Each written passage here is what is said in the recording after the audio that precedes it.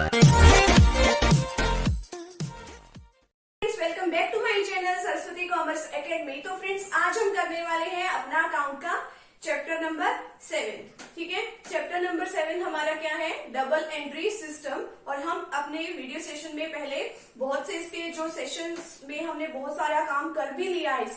हमने इसका इंट्रोडक्शन कर लिया है, क्लासिफिकेशन ऑफ अकाउंट्स हमने एक एक वीडियो सेशन में हमने सीखा है कि किस तरीके से क्लासिफाई करते हैं पर्सनल अकाउंट को, ठीक है, रियल अकाउंट को, नॉमिनल अकाउंट को, इनके गोल्डन रूल्स क्या हैं। ठीक है, ये सब हमने काम कर लिया है। अगर आपको उन सभी का लिंक चाहिए तो आपको डिस्क्रिप्शन बॉक्स में मिल जाएगा, वहां पे प्लेलिस्ट क्रिएट है और आप पहले वाले चैप्टर्स की भी देख सकते हैं, कोई भी वीडियो, और इजीली कोई भी टॉपिक समझ भी सकते हैं। और आज हमारा जो टॉपिक है वो क्या है? Advantages of double entry system. ठीक है, कि एडवांटेजेस क्या है डबल एंट्री सिस्टम के, ठीक है, क्या क्या फायदे हैं और कॉजेज ऑफ इट्स पॉपुलैरिटी। ठीक है, और मतलब इसके क्या क्या रीजंस ऐसे हैं कि ये इतना पॉपुलर है डबल एंट्री सिस्टम। तो आज हम इसके बारे में डिस्कस करेंगे। तो फ्रेंड्स, अगर आप चैनल पर न्यू है तो चैनल को आप प्लीज सब्सक्राइब कर दीजिए, वीडियो को लाइक कर दीजिए, बेल आइकन को प्रेस जरूर कर दीजिएगा और अपने फ्रेंड सर्कल में वीडियो शेयर भी जरूर कीजिएगा। तो चलिए अब बात करते हैं एडवांटेजेस की। फर्स्ट जो हमारे पास एडवांटेजेस है, साइंटिफिक सिस्टम। अब ये साइंटिफिक सिस्टम क्यों है?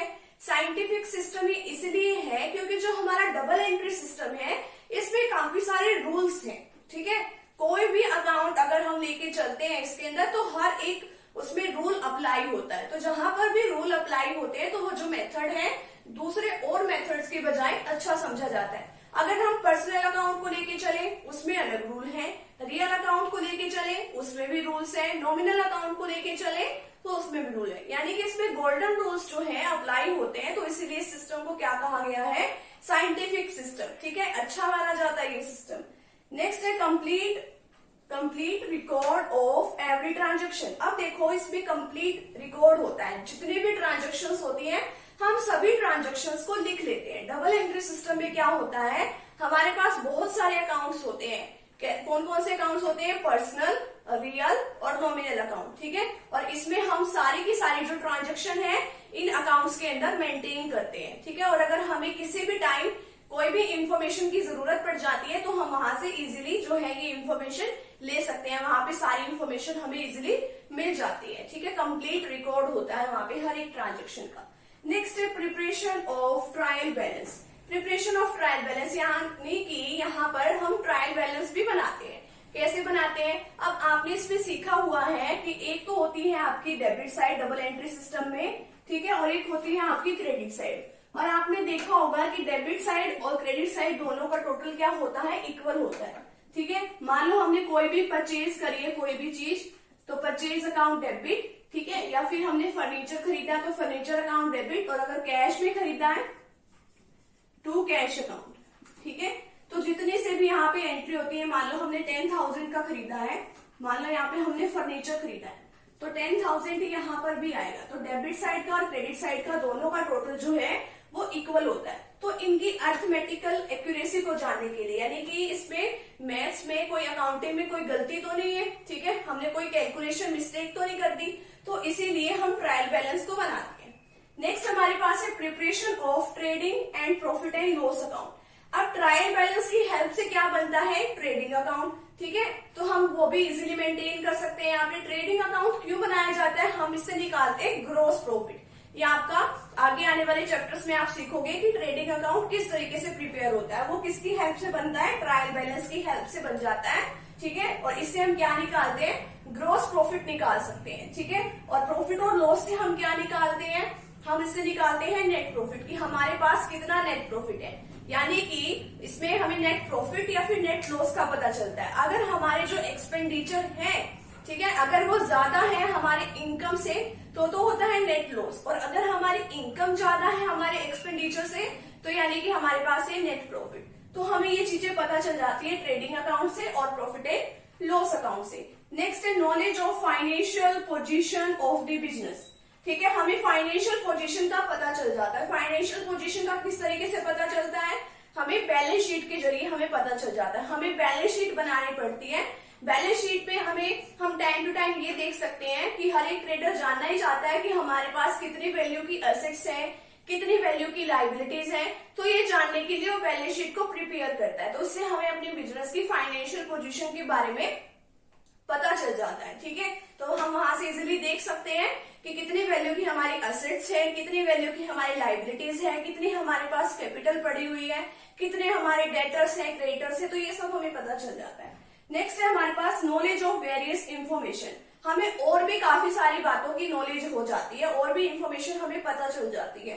ठीक है, जैसे कि हम देख सकते हैं कि कितनी हमारी परचेज हुई है, कितनी हमारी सेल हुई है, क्या हमारा ओपनिंग स्टॉक है, हमें बहुत सारी चीजें पता चल जाती है। इसी तरीके से हमारे पास कितने डेटर्स हैं।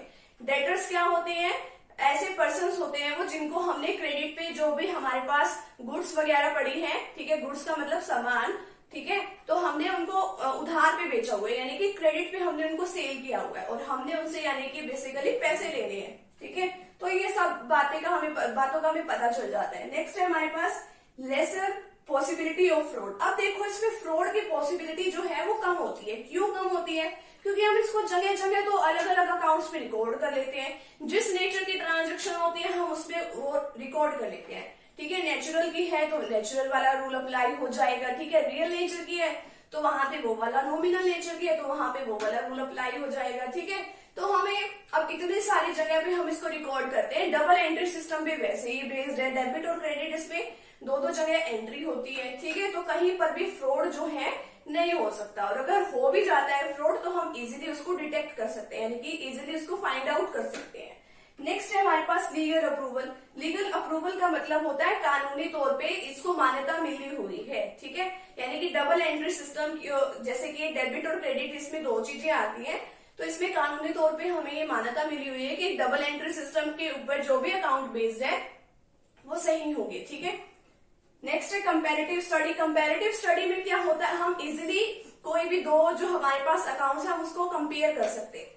हमारी जो आज की जो बैलेंस शीट है और जो हमारे पिछले साल की जो बैलेंस शीट है हम इजिली देख सकते हैं। ठीक है, कंपेयर कर सकते हैं कि हमारी जो एसेट्स की वैल्यू बढ़ी है या हमारी लाइबिलिटीज की वैल्यू बढ़ी है। ठीक है, इसी तरीके से हम प्रॉफिट और लॉस को आपस में कंपेयर करके देख सकते हैं कि पिछले साल हमारा नेट प्रॉफिट ज्यादा था क्या अब के साल है। ठीक है, और हमारे पिछले साल खर्चे ज्यादा थे या अब के साल है, तो हम इनको देख के कोई भी इजीली हम स्टेप्स भी उठा सकते हैं। ठीक है, इनको सुधारने के लिए अगर हमें कुछ कहीं पे मिस्टेक लगती है तो कंपैरेटिव स्टडी में हेल्प करता है। नेक्स्ट है helps management in decision making. ये हमें बहुत सारी यूजफुल इंफॉर्मेशन प्रोवाइड करता है, तो डिसीजन लेने में भी ये काफी हेल्प करता है। हम इससे कोई भी डिसीजन जो है वो ले सकते हैं।